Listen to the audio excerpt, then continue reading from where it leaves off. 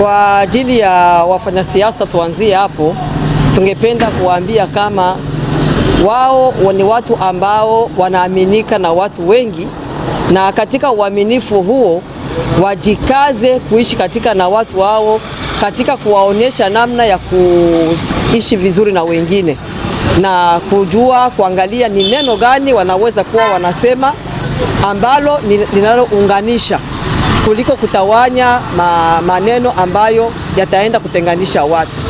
Na hasa wanapokuwa na habari fulani ya kupasha kwa watu, ni vizuri hiyo habari wasigeuze kwa manufaa ya kujitafutia maslahi yao wenyewe, lakini waifanye itie watu wote pamoja. Na kwa serikali, kwa kukomesha ujumbe za chuki, tunajua kama kumekwisha kuwa mswada wa sheria ambayo unatia marufuku kwa wale ambao wanaweza kutawanya majumbe za ufuku.